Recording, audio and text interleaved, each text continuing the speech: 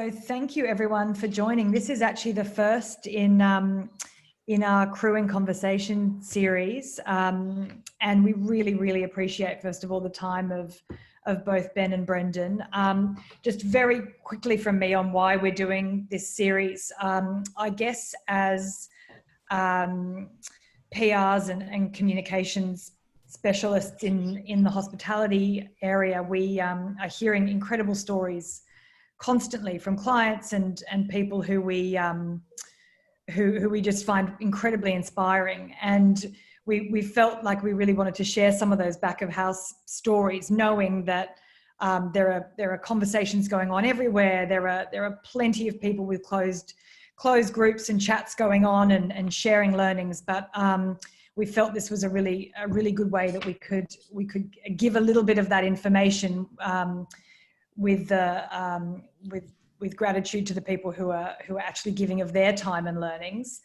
I guess there are a lot of places to learn at the moment, but we really felt that obviously on the job is the most valuable frequently, and people like Ben and Brendan, who are joining us today, have been going through this now for weeks and evolving as the days go on and things change.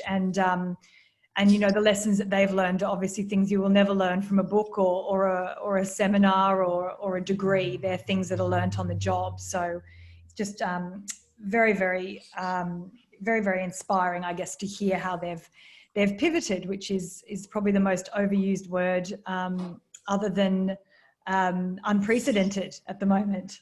I guess just to introduce them, they really need no introduction, but Ben Shewry is owner and chef of Attica, arguably one of Australia's certainly most famous and most recognised diners. They introduced takeaway and delivery, rewrote menus, collaborated with partners on other products, and did all of that within the space of about a week, Ben, I think. 5 days. That's right, and continuing to evolve the business pretty much every day. He also co-founded the Attica Soup Project with Danny Valent during this time to help feed the many temporary visa holders who can't access government support via JobKeeper and JobSeeker. So thank you very much, Ben, for joining us. You're probably the busiest man in Melbourne at the moment. Thank you. Thanks for having me. And then Brendan Carter. Brendan is creative director and co-founder of Unico Zello and Applewood Distillery in the Adelaide Hills. When his cellar doors were forced to close, Brendan took his message and his products directly to the people, which was something he'd already been very good at doing, but he had to really ramp that up very quickly. He's been doing daily digital happy hours and has really doubled down on communicating to the brand's audience directly, and has just found incredibly engaging ways to do that. So thank you, Brendan, for joining us. Thanks very much for having us. I guess the most important note is that these two are not actually friends and they haven't met. But we're friendly. Yes, friendly. Friendly. Like we hate each other or not anything. saying you're enemies. But I think the reason for bringing you together is that working with both of you, we kind of were drawing the parallels between how you both usually run your businesses and your teams and the kinds of people you are, and also how inspiring we'd felt both of your responses to it had been. And so I think from a personal standpoint, the team at the Crew really felt that we had been so personally inspired by what you were doing, and just impressed and I guess motivated to change our business and way of working, as I imagine so many other businesses who've seen what you have been doing have also felt. And both of your personalities who are nimble anyway, who are not afraid to change and to learn and to stretch yourselves, but this time has really shone a light on that. And I guess also most importantly, your approach to your people and the treatment of your team and suppliers as family. So that's why the bringing of the two of you together. So here's me thinking it was just all alphabetical and you didn't have any. Yeah, that's right, just B's. But no, thank you. Just B's to start. Yeah. So that's enough from me. I'm going to hand over now to Sally Webb, who is content director of the crew and will moderate the session. And Sally will hopefully unlock some of the brilliance and the learnings from these guys so that it can help other people who are wherever they are on their journey. So Sally, over to you. Thanks, Janine, and thanks Ben and Brendan for joining us today in the virtual crew. We're actually really excited to have you two here because you are both so creative and so energetic, and I think those two words really apply to both of you so well. For everyone who's watching from their home office or elsewhere, we're going to kind of put a few questions to Ben and Brendan, who can also speak to each other, and Janine can interject. We would love to get questions from the audience as well, once Ben and Brendan have sort of had a chance to answer. And if you have pressing things you'd like them to speak about, just press the Q&A button at the bottom of the panel, and we'll put those questions to them as the session goes on.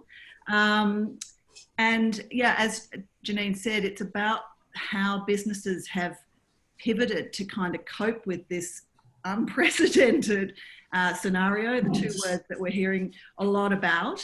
And I think what we want to do first with both of you, and maybe we'll come to you first, Ben, but is sort of to ask you sort of, it feels like the days of sort of early to mid-March are about sort of 6 months ago, if not 6 years ago. It's a very, very long time ago, not just weeks. And so much has happened since then. But looking back at that time, how quickly did you see that storm approaching and realise that your business was going to have to adapt and to do it really fast? And so what were the kind of the first things that you did, and what have you continued to do, Ben? Well, I guess in my, from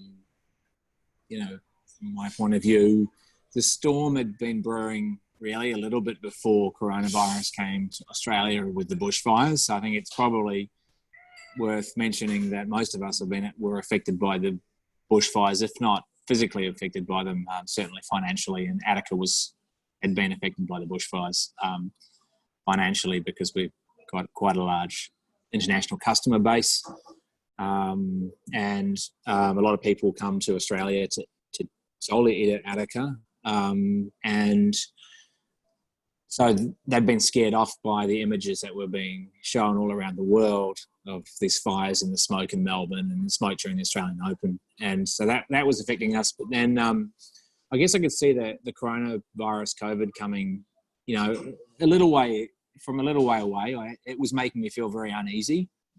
We were working on a lot of sort of charitable fundraising events for people affected by the bushfires, and we donated as a company in early January $30,000. And even though I kind of knew that harder times would come, and we didn't really have that money at the time, I just knew that there probably wouldn't be another opportunity to do it, so I did it. And it was what I could do, so I did it. And then it started, and for me, we were getting pretty nervous that week of the Grand Prix, but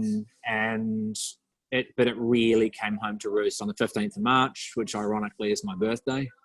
And my birthday hasn't been great the last couple of years, selfishly. The terrible Christchurch terror attacks happened on the 15th of March the year before, and then this year COVID was the thing that came, to my door. And I think the 15th of March was, the day where I really realised that we were screwed. That was definitely my initial reaction. So, the question about what was your first thought? Well, I'll be honest, I'm an incredibly positive person. I'm always the glass half full or overflowing. But on that day, I despaired. On my birthday, I was with my 3 children and my partner Kylie, and they were celebrating. We were having a good time, but inside I was dying. Like, I was literally just thinking that this was the end. I couldn't believe it. I was angry and upset, and I felt sick. I felt like, you know, for me as a chef, and most chefs and hospitality workers can relate to this idea of low wages your whole life and not a lot of savings and living week to week and never really having the opportunity to actually buy and own the business that you work in or work for outright. You know, I'd worked my whole life for that. I'd achieved it 5 years before, or just 4.5 years before, finally. And then, you know, when I bought my company, I set it up to run it like this, one of the best small businesses in the country. And that's a process that we were undertaking still. And I felt like everything that I'd worked for was being stripped away and stolen from me, really. And I could have accepted that fate had I brought it upon myself through my own stupidity or the improper running of a company or taking too much money out of the business or whatever the things that people do to ruin their businesses are. But I hadn't. So I allowed myself a bit of self-pity that day, I've got to be honest. Kylie, my partner, said, you know, it'll be okay. We'll change, we'll adapt. I still didn't really hear those words on that day. You know, I really got in a hole. And the next morning I got up and I had an email that I'd received from a friend, a guy called Bruce Dunleavy, who's a very successful person. He's out in California in Silicon Valley. And his very brief email said to me, you know, lead with positivity at all times, positively exude it. And I thought, man, that's it. That's it in a nutshell. You know, that's what I have to do. And that's kind of where we went from there. The next day we went to work and we made plans to flip the company and to try to save everybody's jobs and try to save the company. Wow. Brendan, how was it for you? How was that sort of realization? Was it similar to Ben? Very similar, actually. Of all places, I was actually in Melbourne at the time. The week prior, we'd already sort of, I guess, pivoted in a way where I thought everyone's starting to go into isolation, so I'm going to do the thing that's going to make the most amount of difference to our business, which is to go out and sell wine where everyone else wasn't going. We're in the middle of vintage, in the middle of harvest, and my lovely wife, who looked after the full sort of production side of what we do now, sort of affords me to be able to go out in market. And you talk about the 15th of March. Mine was probably, the realization was on the 16th of March, when 35 meetings with sommeliers and buyers that our distributors had teed up all counseled on us within around about 3 hours. And a whole week's worth of trade work was obliterated. And then about 4 hours later, I was on a plane back home. And 2 hours after that, sitting with my wife and father-in-law, and we're looking at the numbers and going, wow, we're in trouble. We have about 90 days worth of cash left before it's all over Red Rover. And that's you know, being able to be at a break even, sort of a nil point. And, you know, our business doesn't operate on, you know, much like a restaurant where, you know, it's obviously it's cash up front for everything that you get, and it's hard and fast. You know, we have sort of a prolonged death. The biggest problem, I guess, is the difference between sort of us and restaurants is that, you know, we're buying hundreds and hundreds of tons of produce off, you know, a few select farmers who really rely quite heavily on us paying them. You know, in the vast majority of farmers that we deal with, we actually take all of their produce.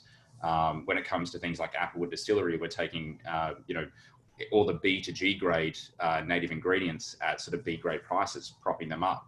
So it's been a huge impact for us. And I think the turning point was on the plane back home when it actually wasn't so much about the money side of things as it was the fact that, you know, people that want to decompress, they finish their day, they go to a pub, they go to a restaurant, they go to a wine bar, crack a couple of tinnies, bottle of wine, and they get to, you know, just decompress from their day. You know, or you finish at the office and you're in traffic for an hour and you get home and your other half looks at you and feels a bit of pity for you. So he goes, here, have a glass of wine, tell us about your day. And I realized very quickly, well, option one's gone. And option two, you know, no one's really got that trigger anymore for knocking off at the end of the day. No one's going to ask you how your day was because they've been with you the entire time. And so I thought that, you know, one of those few things that, not even few things, I'd say probably the main thing that the food and beverage industry, and that includes us, you know, everything we craft, everything we build is to literally fight isolation. It is literally about conviviality, bringing people together, swapping stories, sharing things, decompressing. Suddenly that's being ripped away from people. And the biggest thing that I was worried about wasn't actually the money side of things, which is a really important conversation. was the fact that no one was talking about what's this going to do to the mental health of the nation, and thinking like, how can I actually make a difference? And it was, I had 12 hours to sleep on it, think on it, and the very next day present a plan to our team. And it was sort of at that point where it was sort of like, hey guys, we can do the hibernation thing, or we can just run and gun and just see how we go. And it was the team's reaction to the run and gun that really sort of gave me enough energy to go, you know what, we've done the droughts thing, we've done the bushfires thing, we've done the floods thing, you know, we're in the middle of harvest. Now we got COVID, and you know, it's a combination of, I guess, our team and the resilience of, you know, if you ever get to deal with farmers, it's the most eye-opening experience, because they live in 10-year cycles, and they're the most resilient human beings I've ever seen. We just drew a lot of inspiration from that. But yeah, it was 16th of March. Definitely won't forget that ever. That's for sure. And run and gun, what did that look like for you? Devastating my liver for 50 days straight. I decided that we were going to try to serve our customers, our people, as best we possibly could. Now, yeah, sure, there's obviously the financials of it. We need to sell wine to survive. We need to keep jobs. But we decided to do a live stream at precisely knockoff time every single day without fail. And I mean, every single day without fail, weekends included. And become basically everyone's favorite drinking buddy. We'd talk about wine, but we'd also bring on guests. In South Australia, we're afforded a little bit softer restrictions for social distancing and essential services and things like that.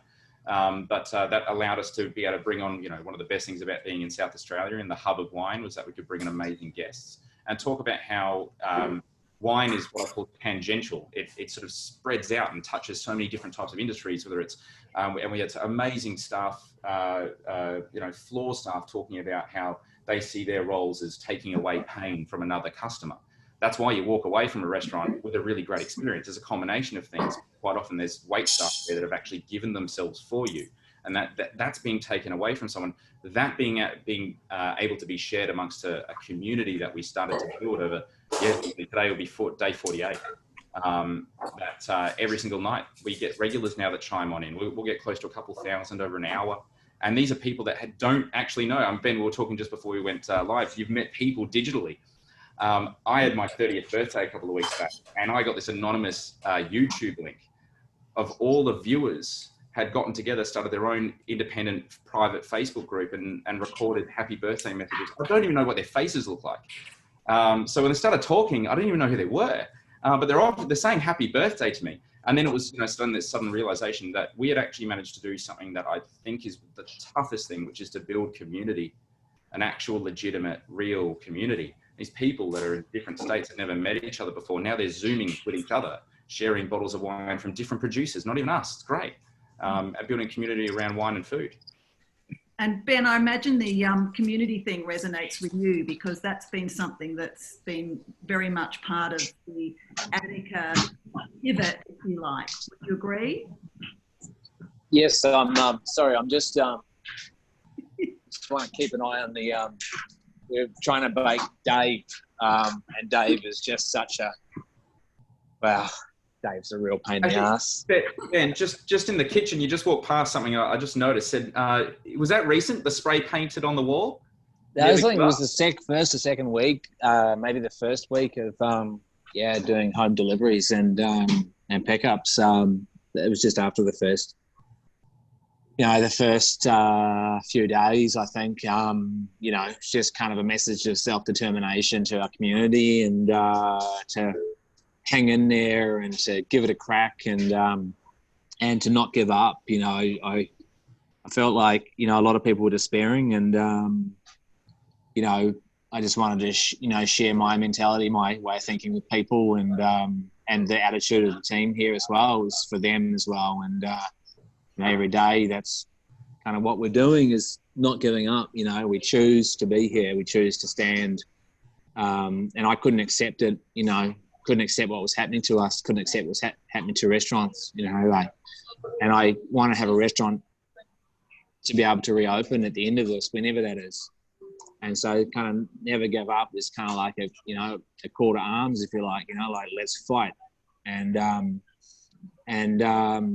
that's coming from very, very deep within me, from my upbringing in New Zealand, through the mentality of my parents and on the farm,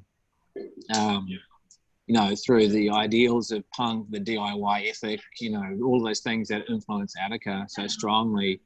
I just wanted to say to people that we're alive and well, we're still here, we're not going to go anywhere. We'll fight and we'll stay here. Somehow we'll make it through, even when it looked impossible. That's, everything's impossible until it's done, right? I guess, after the first day, which was a bit dark, I thought back to the early years in 2005, 2006, 2007. Those were some of the hardest times of my professional life, and that required, of me to work in excess of 100 hours, and that required, like a lot of sharp, on your feet thinking all the time, and a lot of people probably would have given up in those circumstances. There was something within me that just wouldn't allow Attica to fail. It was based on working at businesses that had gone broke before, and just that feeling was real horrible. I remember, working at a place where I was a pastry chef, and I remember coming back after holidays and unexpectedly not being my key wouldn't fit in the door, and there was the security guy there, and he said to me, "Listen, what do you want?" I said, "Well, it's my place of work, No, it's not anymore. It's gone." And I was escorted into the building, and hang on one second. Lyndall, can we just keep the sound down a little bit, please? Sorry, it's a fully functioning restaurant that's just about to get out of control. I may have to go back in and out of the kitchen to keep an eye on Dave too. He's such a pain in the ass.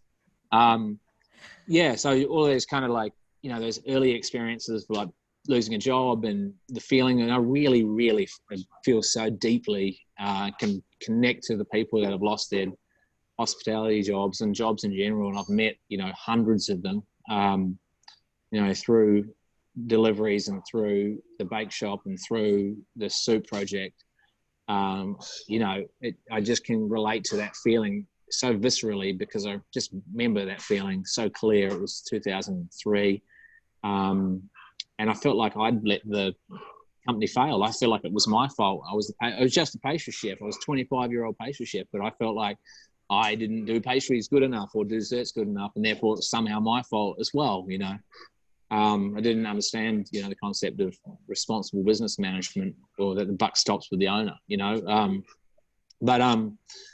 But all of those things and all those experiences have kind of primed me for those times in 2005, 2006, and later on at Attica as well, which were desperate times, and just through by the skin of your teeth all the time, week to week, day to day, and maxing out credit cards and asking people to, just be patient with you while you try to pay bills. And, all of those things, all of those learnings, helped me when Attica became my own restaurant in 2015, but also have helped immensely these past weeks as I have that experience to draw on. And in some instances, those years were like this, very much like these times. I think most people can relate who've had to start and build a business from the ground up, who haven't been given anything. I don't come from any money. I came to Australia with $500. I've earned everything that I've got. I've had to work for it. And I've got no commercial backers here. I've got no business partners. It's just me. This is everything that I have. From a monetary point of view, from a physical point of view, I don't own my own home. I'm very rich in other ways. I have 3 incredible kids, an amazing partner, and many, many inspiring and courageous friends. Many of them have rallied around us and are rallying around us. But this was all I had. Everything is on this for me. And I just know that if I let this go, I didn't try, I didn't roll the dice and have a real good crack at this, we'd be gone within weeks. The 37 staff that rely upon us for their incomes, for their livelihood, some of their families, they would also be out with very little prospect for a job or employment. And I just couldn't accept it. I wouldn't accept it.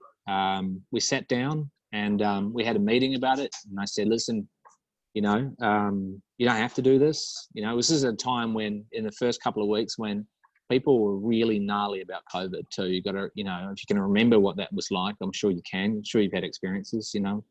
People said to us that we should stop what we're doing. We had no right to be open. I got accused of being a murderer. I got accused, which is crazy. I mean, I got accused of putting lives at risk. My staff's lives at risk. Just madness, just complete insanity. These comments, multiples. I got yelled at in the street. But I just said, basically, and I didn't say that, but that's what I thought. How dare you? We sat down and had a discussion about it, and I said to the staff, if any of you want to step out of this, you don't have to be here, you don't have to go through this. It's only if you want to. I would never hold it against you. These are the risks as I see them. These are the risks that I'm taking with my company as well, by the way. I'm doing it for you and for myself, of course. But if you want a quiet moment, come say, I'm up for this. Please just do so. I would never hold it against you. And but every single one of them said, no, we want to be here. We can't imagine losing our jobs. We know that we won't have another way of making a living, and they all stuck here. I'm very grateful to them. It was the right decision. It didn't feel like a very popular decision, just generally, just at that time, that moment. But overwhelmingly, the support from the public and the community of Melbourne have just been astonishingly positive. And just, it's almost too much to take, that the effects of that support, deep support for this little business. Ben, was it a challenge for you as an individual, but also as a team, to sort of flip the business from really Australia's preeminent fine dining restaurant to a takeaway joint literally overnight? And what did that involve, for you guys as a group, and sort of coming to terms with that? Well, it involved mostly, I think, really clear thinking. It's easy to lose your head in moments of crisis. And what I've learned is, in the past years, is that in moments of crisis, you need to calm yourself down, and you need to think, absolutely crystal clear and make good decisions. If you lose yourself to the emotion, you lose yourself to anger, if you can't control your rage, all those things, if you can't control even, your pessimism around your team, just bring everyone down. So, what was needed was very clear and concise decisions with actual foundation and basis to back it up. And so I knew that our only real chance of surviving I knew that we had a big fan base, but I also knew that our only chance of surviving was doing something different and offering something different. So Kylie, my partner, who's also my life partner, but also who's operations manager at Attica, who's at least 50%, deserves 50% of the credit for us surviving this so far.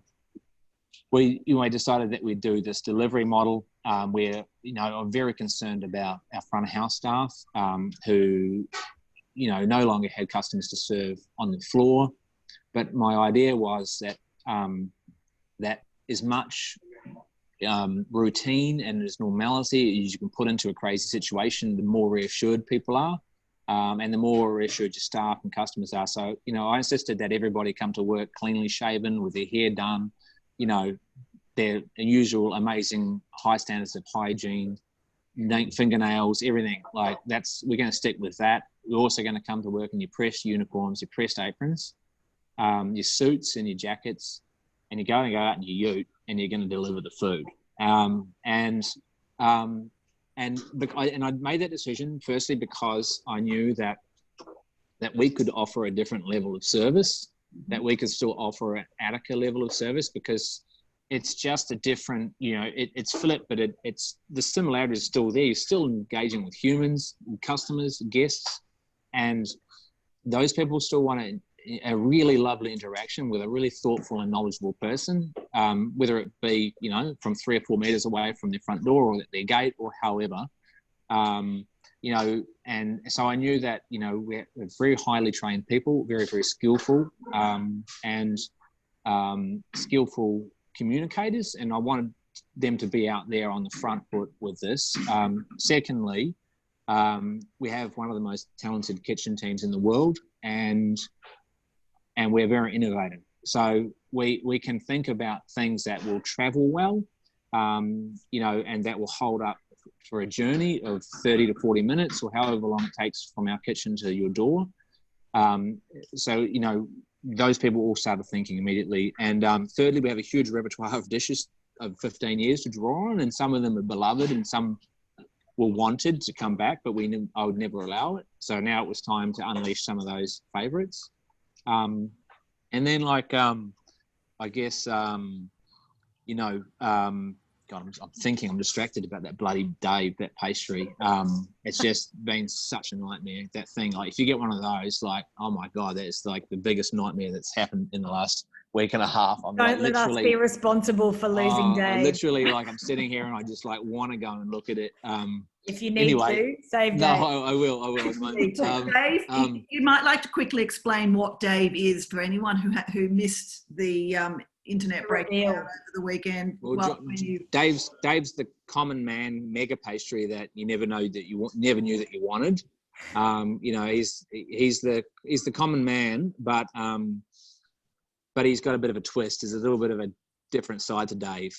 He's a collaboration between Attica and Loon, our dear friends at Loon Croissanterie, who Kate Reed and Cam, you know, who are a very similar business to Attica, small, and have also strived to survive and retain their people.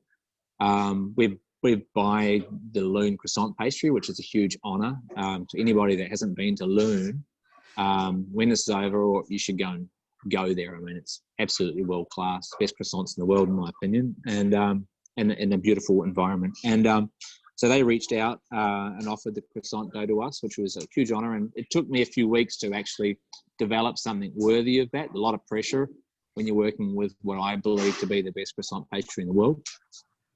So we make a dessert from it, and it's based kind of on memories of my mother Kay's pinwheel scones.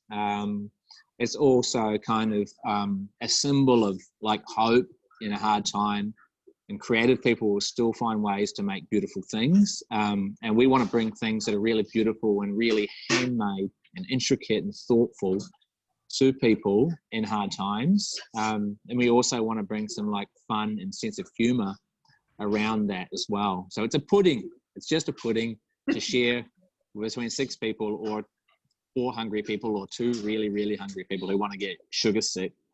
But it's an absolute debacle to make. It's just no other way. It's just a nightmare. I should just do a documentary on how difficult Dave is to make, and he's ruining my life. I have to make Dave every day this week, and Dave has me absolutely. I've just got to go to the oven now. Brendan, Ben, we might just ask Brendan about that creativity thing and how difficult it is to maintain that creativity in a space like this, because as I said at the beginning, both of you have exhibited such a huge amount of creativity during this time. But for you to kind of be that wine jester each day, how hard is that for you to kind of front up at 5 o'clock, knock off time every day to come up with something different? That's easy. That's actually the easy bit.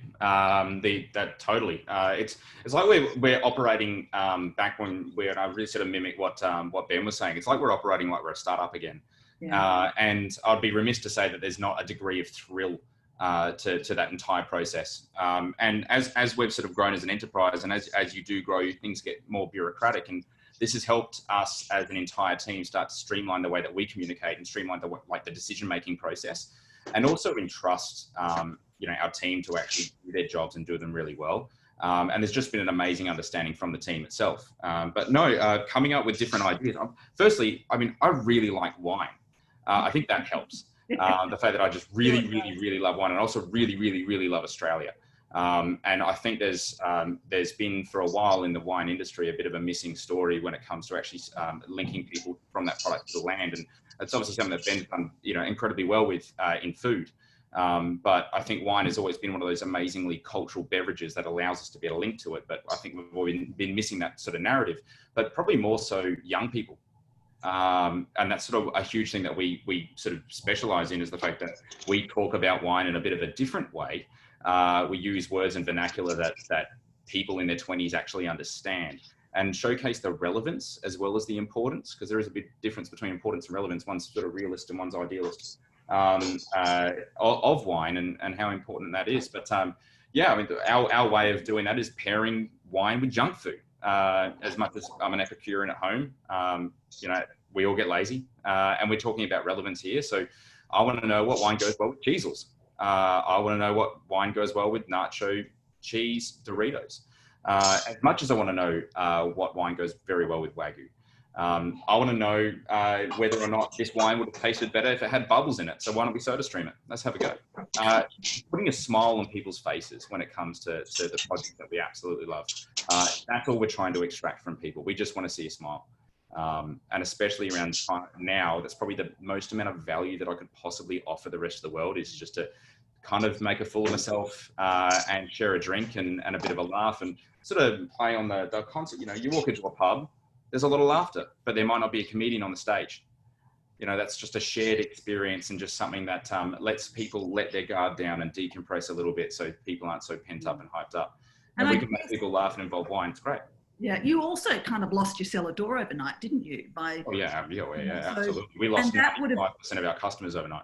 Yeah, that would have been quite a large sort of interface with the public for you guys. So you've managed to kind of sort of find a new audience who've got their own name, I hear. Unico Zealots. Yeah, we got the Unico Zealots. We always called them Unico Zealots or unicorns. Yeah, no, they've been an amazingly sort of great community and really super inclusive. Yeah, look, we lost 95% of our customers instantaneously.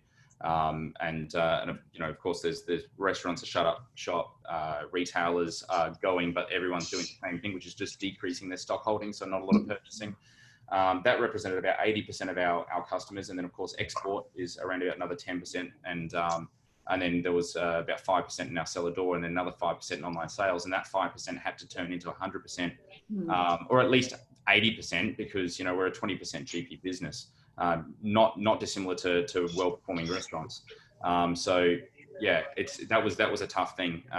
The easiest way that we could do that was take the conversation directly to them, and not every winery or every sort of beverage business, I'm not sure what we're even called these days. We make gin and wine. Not everyone in that position has the ability to be able to have a direct conversation. That was just something that I think people, to be honest, people our age, I grew up with Wikipedia. I grew up with iPhones. I grew up with these things.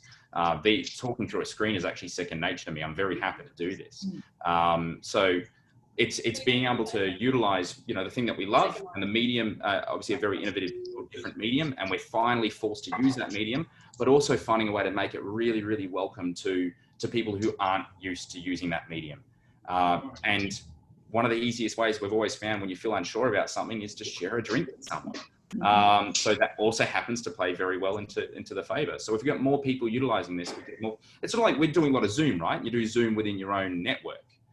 What happens when you run out of a network? How do you actually meet new people on a day-to-day basis when you're in isolation and you're forced to do it digitally? There is no, I mean, apart from some weird kind of mucked up version of Tinder for relationships via screens, you know, how do you actually generate a community and expand the network and meet new people? You need platforms like that are inclusive to do so. And has it followed through? Have you seen some follow through to sort of boost that online sales component of your business? Absolutely. We have enough to pay the staff. We've got, you know, 20 something full-time staff. And remember as well, like our town has 800 people in it. You know, we're well out of the city. They don't have any other choice for a job. We employ, you know, of the working people in the town, we employ about 10% of them. So yeah, I'm pretty passionate about making sure they've still got a job. And especially when we're in the middle of harvest, when all of this happened, and after we had a 60% reduction in yield due to drought, and then if the bushfire that came through here, that ripped through here, you know, if that didn't wipe out vineyards completely, we're facing smoke taint problems and, you know, nefarious dealings from large companies and being able to get out of contracts for grapes they can't sell. So, yeah, it's been a huge thing for us ongoing. Absolutely, it's been one of the toughest. But yeah, we just make it work. You have to. I mean, this is 10 years worth of effort for me, and I've got many years, you know, left in the tank. But I'm not going to flush 10 years worth of really great agricultural work down the drain. Screw that. I'm going to go down with a massive fight. And can I ask you, perhaps what's been, and I'd like to ask both of you this, what's been the most difficult things for you, both personally and as business owners in this time? Dealing with the sheer and utter terror that I might be wrong, that all the decisions that we're making, as innovative and strange as they are, might end up biting me in the backside. That all the representation to our team of trying to keep them hyped and cheered up is ultimately going to fail. I think the fear of failure, and that's when you try to look back at yourself and you go, well, fear got us into this in the first place. So, you know, you to fear as well. We'll figure that one out. But yeah, probably the toughest thing is, I guess, a massive degree of self-doubt, because all of this is so new to us. I'm not grapes and grains, man. We make wine and gin. You know, this is our bread and butter. You know. And Ben, what about you? Fear. I kind of haven't. I mean, I think initially it was that, you know, we would lose the company and that the jobs, you know, all of my people would lose their jobs. But, you know, I can't live like that on a day-to-day basis. Like, I can't live with that, like, ruling my day or kind of concerning myself. Like, you know, it just eats at you. At some point you have to be able to move beyond it and just kind of try to, you know, live with that anxiety. I suppose it's good to have. I always felt like a level of anxiety is kind of good in your life professionally. Like, I think personally, you know, anxiety is not a great thing at all, but I think, you know, professional anxiety on some level is not a bad thing. It motivates you and can push you along, as long as you can kind of control it and manage it. But in terms of fears, I don't know. I'm going to look like for the good things in it every time rather than the bad things. You know, I feel like if we tried as hard as we did, it's kind of similar, you know, to what you're saying, Brendan. You know, you can live with it at the end of the day if you've given it a red hot crack and you're going to go down with the fight. And that's what happened. You know, you did everything within your power, everything to your utmost. You considered every conceivable idea. You worked all of the hours. And you're completely committed and dedicated to it, and that's just how I feel right now, completely and absolutely dedicated to surviving. I feel like, you know, I don't have a lot to be scared of. You know, that's kind of how I feel. I just feel like, you know, at the same time, as intense as that statement just sounded, and it is intense here, you know, I want to have fun as well. And probably, like, you know, one of the coolest things has been like how all the bullshit's been stripped away, you know. And I don't mean that in terms of, like, I'm not being flippant. Like, this is not a good thing for our community. This is not a good thing for people. This just pushes, you know, the vulnerable amongst us lower and lower. And, you know, that's the fact, you know, and that's fact because we work in so many of these communities, you know, that are so deeply affected by that, from people in public housing estates to people in remote areas to people on the streets. You know, we have a hand in some of this, and I know that this is just making life so much worse for people. But what I meant by saying the bullshit's been stripped away is a lot of the posturing has been stripped away, and a lot of the people who, you know, kind of pretended are pretty quiet, you know, and there's kind of a beauty in there being a little bit more honesty in the world, and things just being a little more realistic and a little more direct. And, you know, a lot of people in restaurants came out, like, you know, recently, especially after there was an article in the New York Times, And it was, you know, it sort of basically said, that was a fantastic article by Gabrielle Hamilton from Prune. And she said, I found the article very sad and quite, you know, a bit depressing. And I know Gabrielle, she's a fantastic person. But she said, you know, there was a bit, she sort of spoke to the honesty about how when you talk to people prior to this, talk to other restaurateurs and other businesses, then they would always say, oh, how are you going? Oh, yeah, we're going so good, you know. And then immediately when they're sitting, they're like, well, actually, we weren't going that good anyway, you know. And I just think, you know, that maybe one of the things that we could take away from this as society is just to be a little bit more honest about it. And it's not saying that we should say, you know, business is really bad, poor me. It's just don't posture, you know. I just be like straight up, you know. So if there's a kind of, if I'm looking for a positive thing, I'd say it's that. I also would say that, you know, it's about high time that many small businesses, unknown small businesses around the world, including Australia, you know, had their time as well. And I think we've seen a lot of leadership from unknown places, cafes and restaurants all over the world, who have never had an opportunity, have never been acknowledged, have never been having articles or Netflix documentaries made about them, have never had, you know, silly celebrations of, you know, 50 best anything about them. And they are the people who are leading. And I got to say, I find that hugely inspiring and refreshing. Fantastic. If anyone has any questions for Ben or Brendan, they can pop them in the chat or in the Q&A panel down the bottom. But I'll just come to Brendan for a minute. Brendan, just one of the things I noticed with some of your digital happy hours that you've been doing, you've been inviting, you know, friends in, and you've probably had to do that because you haven't been able to sort of get out to them, but it's also sort of sharing their knowledge to your own audience. How important has that collaboration been for you?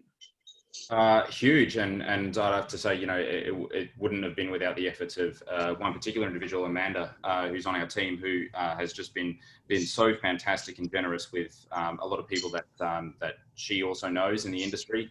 Like I said, we're very lucky in the South Australian industry because we have so many people that are so topical that you would want to bring onto a wine show because we have a ton of wine around.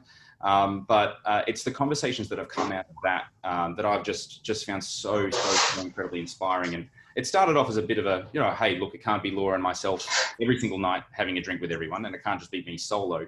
And when we started to bring on guests, that's when things started to really change, because it started to become very, very, very insightful.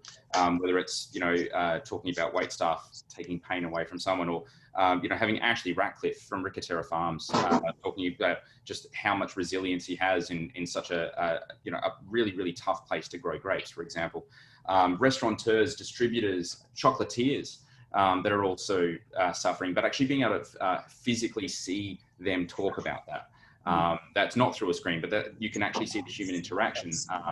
People were, the viewers in particular, were really entranced by it, but I myself was incredibly humbled, and we started to bring on people that I, to be honest, just didn't think would really care so much about what we were doing.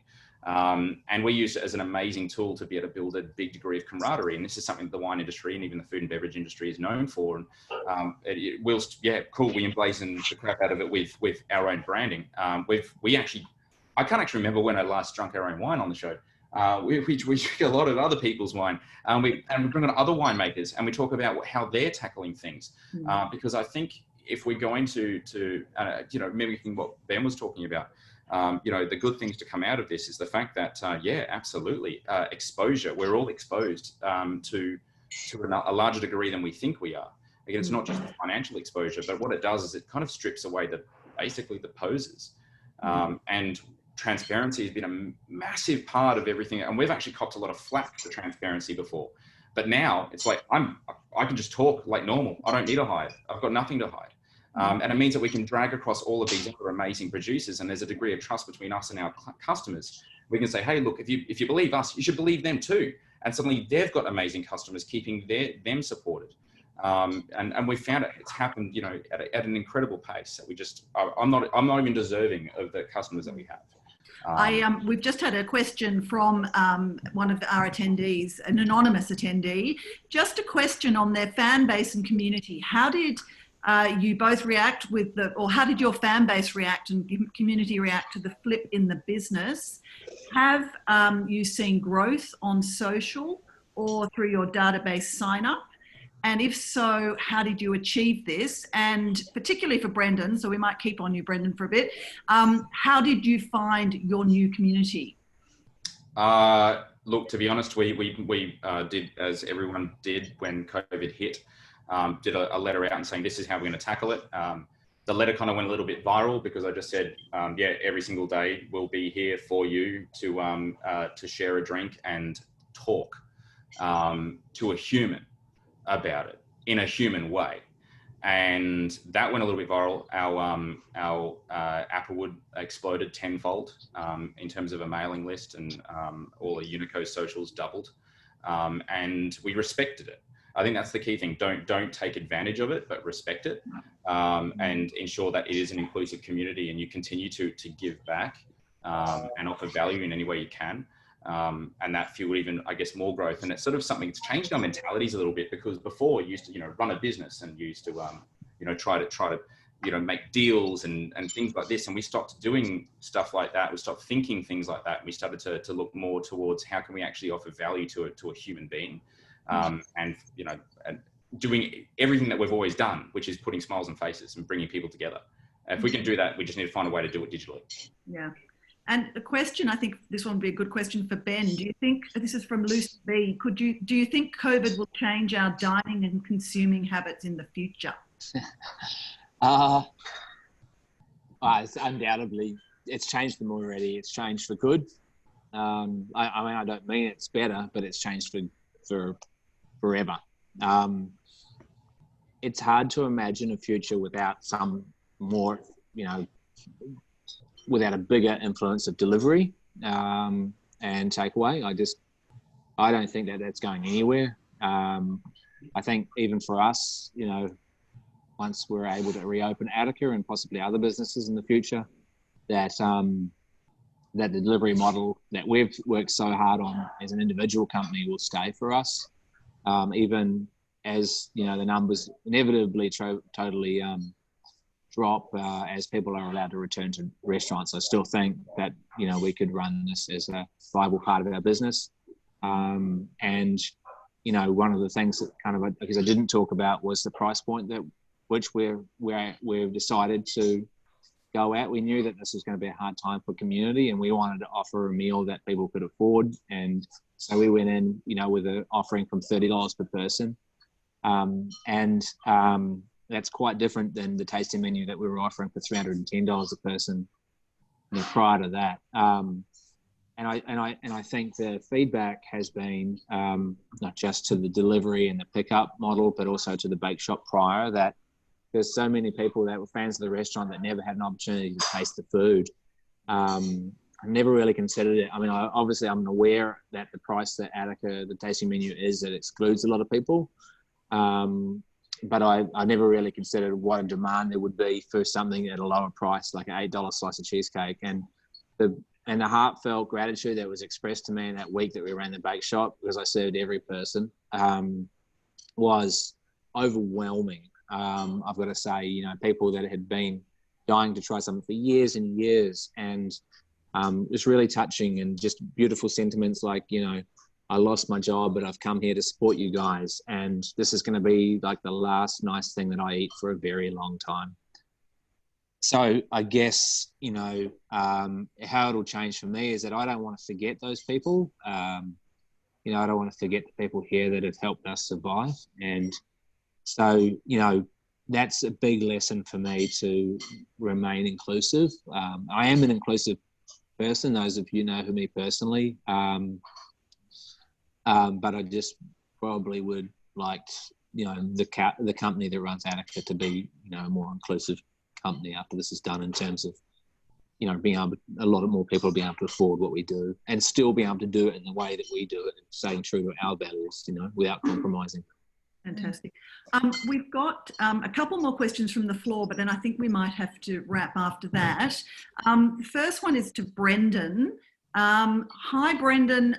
Does a shift in market segment for you mean looking at your varietal mix for Unicosello wines. Will Fiano and Nero remain a focus? Yeah, absolutely it will. Look, our position on sort of great varieties is that, the variety is really determined by the climate. So don't fit a square peg in a round hole when you're planting something. Fit the most appropriate, climate appropriate thing. Whilst COVID's been, this massive thing, don't let it overshadow the fact that what climatically we're going through at the moment. And what happened to simple stuff like water prices this year is literally tenfold what it was last year. We're seeing so many farmers that have gone out of business, and then the bushfires were obviously devastating as well.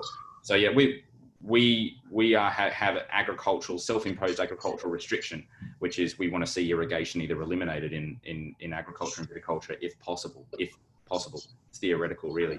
But yeah, no, we wouldn't change the mix. Might change the styles. Maybe it is better with bubbles.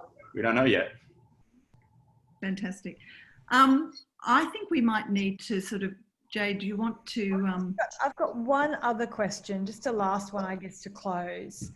There are things that you guys have changed, obviously, in your business model, and both of you have touched on things that you've actually really either enjoyed in the change or it's felt like you're a startup again. And I think anyone who runs a small business knows that feeling of, when you grow something, some of the things that you love naturally change because you become a different business with different focuses. And this has allowed a lot of people to come back to the part that they really loved and why they got into it in the first place. I think it's certainly been like that for me as well. And I just wondered, is there anything out of this that you guys think you can hold on to long term, or things that you've realized are a priority for you to never go back to? Look, for us, it would be having that direct conversation with customers and finding a new way to be able to talk about wine. And that's the other thing, really reaffirming our love for wine and terroir focused wines. We do a lot of gin, but our focus with gin really is like the native ingredient side of things, not necessarily gin itself. Yeah. And when all this went down, we jumped straight to the one thing that we knew really well. Yeah. And that we absolutely loved, and the thing that literally I would die before anything would be pried from my hands, and that would be wine. That's what got us into this whole mess. That's what introduced us to everyone here, and that's what got me dining at Attica. It's always about wine. So back to your roots, basically. Yeah. Absolutely. Yeah. And then? I think for me, there's a rawness about what we're doing. I like that feeling. I like the feeling of the nails, like on the chalkboard a little bit. Like there's some perverse part of me that enjoys that thing, always has. I think there's a part of every personality that's driven to create and do different things that is relatable. I can relate to the artist Rico Rennie, I can relate to Briggs, the rapper. I can relate to, other friends who are motivated and driven. And I think part of me is like gained confidence from this, the overcoming of this so far, is to really to be less scared, to give, to not to worry about things that don't matter for sure. And I never really have too much, but also to just be a little more bold. Prior to this, I never would have thought that I would, even though I would have loved to start a t-shirt company. I never would have thought that was a thing. I'm a chef, and so I guess, but at the same point in time, I've also believed that my business principles and the way that I set up my organization with my people, our people, and the work that Kylie does, that this framework can be very much applied to a lot of different businesses, even outside of hospitality. Yeah. Because kind of, that thread that runs through all good businesses is a constant, and that is the tenets of that thread are things like, values like how do you treat people? Is it fair? Is there equality in your company? Is there a mix of men and women in your company, not just in your employees, but in your management? How do you engage your community? How do you communicate with them? How do you, I'm really sorry, but I'm going to be interrupted by this bloody pastry again. You want to see it? All right. It's there. Oh, wow. It looks awesome. Thank you. Yeah, I mean, how long is that? 35 minutes? Yeah, I think it's close. I mean, maybe a couple more minutes just to be safe. Thank you. Sorry.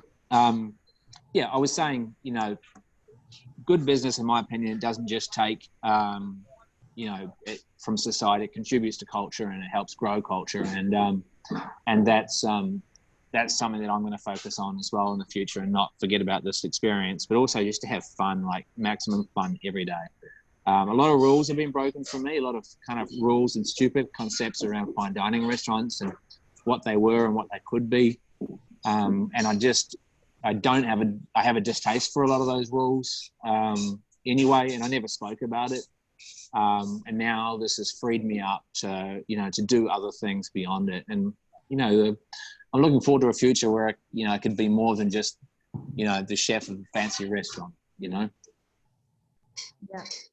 Well, thank you both so much. That's been very, very inspiring. Thank you, guys. Thanks, Brendan. So thank you very much. And next week we are doing another forum, which will be with sort of on the back of house, on the things that people don't see, that are really changing businesses and turning them around, including with Kylie, who Ben has referenced has been instrumental in Attica's pivot. So it's going to be great, and we'll send you many more details. So thank you all very much for joining us. Thank you. Thank you.